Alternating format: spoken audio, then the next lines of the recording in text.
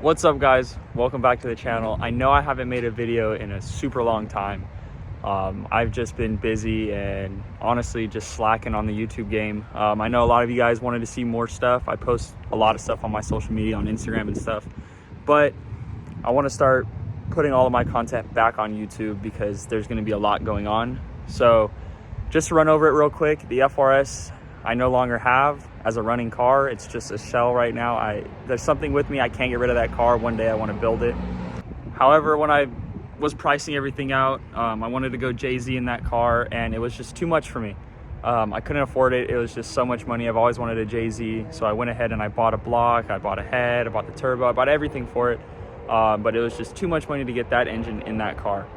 So I kind of let it sit on the back burner, sold all the parts, and then I got myself another drift car. I traded my old truck, which was super nice. I miss it.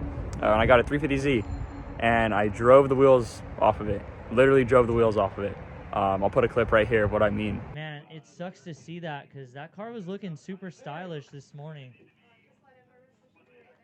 Dang, man, that wheel is...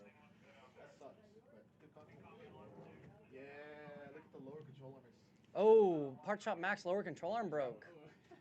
And that's tough to do because, yeah, those are really thick.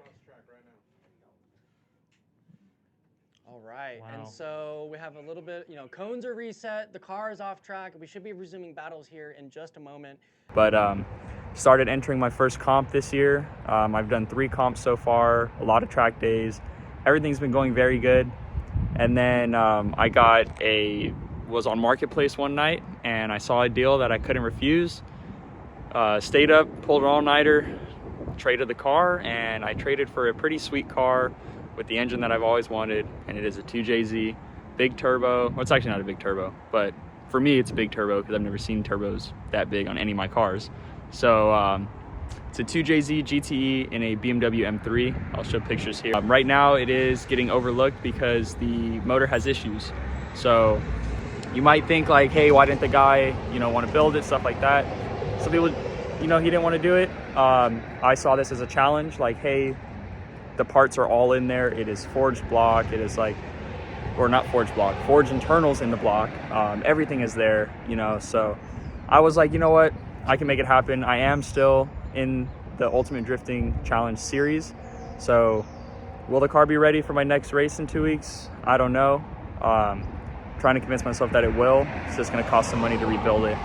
We did get good news that it's not as bad as I thought it was gonna be. So instead of me talking, let's go see the car and I'll show you guys what's been done to it as far as I know. I'm just as just new to this as you are. I've only had the car for 2 days now. So we are actually not at the shop. I did it again and I just wasted a whole bunch of content over there. So what I'm gonna do right now is show you over the car, tell you what the tuner said, what the shop said, what I was told with the car when I got it, and what the problems are that we saw. So here it is. This is my new to me 2002 BMW M3. It's a true M3 with a 2JZ. So this is a real 2JZ VVTi. Obviously it's modified. So it has a big single top mount. There's a whole build list I gotta remember, so when people ask me, I can tell them what it is. But what I do know is that there are Mantley rods, Wiseco rods, CP 10-to-1 pistons, the race bearings in it. So the bottom end's built. The top end, just figured out that it's stock cams. It has oversized valves, springs, retainers, all that good stuff. It's on a radium fuel system. It has a stock tank, but a surge tank in the back, along with other parts. It's pretty much gutted. It just needs a roll cage. I have my ECU Masters display on a tablet, which is pretty cool, but I need to relocate it because the e-brake gets in the way. The transmission that's in here is a factory 2002 SMG transmission with a Cooler Works 6 or H pattern adapter to it. So they added a clutch pedal and it works just like a manual car. Obviously this is my bucket seat. I'm in love with this seat. I've had it forever, so kept it with the car. Steering wheel, I mean, nothing really in here, you know, it's out of the ordinary yet. It does have a sunroof, which I did not know when I got it and I was talking to the guy. And that is kind of a bummer because I'd rather have one without a sunroof, but that's all easy fix. I know Drift HQ has a delete plate, and then eventually I want to get the HGK carbon roof. So I think it's the skin, but still. Weight saving. What else? What else does this have? It has a oil cooler, upgraded radiator, intercooler. I don't know the intercooler. I think that says Chase Bays, so it might be a Chase Bays radiator if they make one, or it's just spray painted. Again, I'm not too familiar with this car. I literally just got it like 3 days ago. So I did not build it. But I am going to rebuild it. So technically, I built it, or I'm fixing what was built. There we go. I'm not going to take credit on me building this car because I didn't. One day I will build my own 2J car, which will be my FRS, which is downstairs in pieces. It is just the frame. It is so sad. But ECU Masters standalone.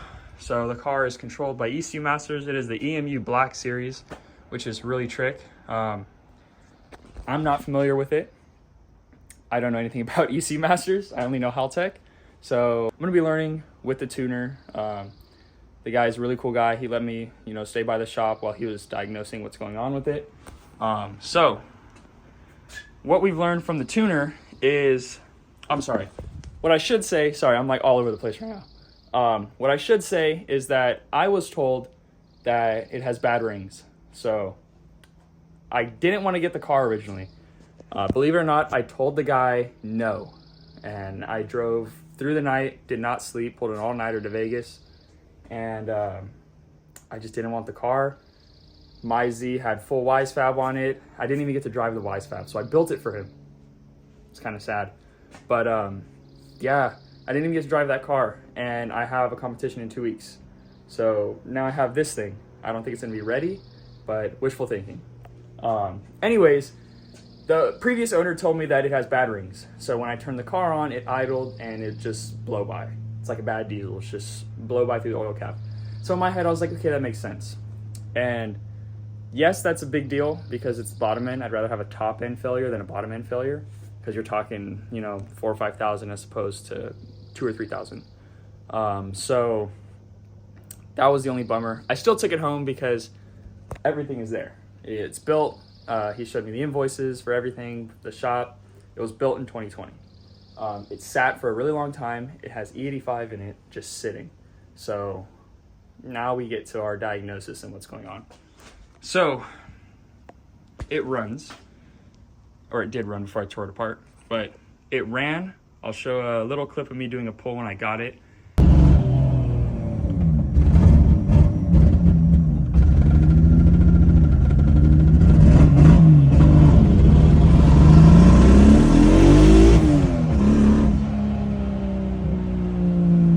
No, it's not knocking. That is the throwout bearing.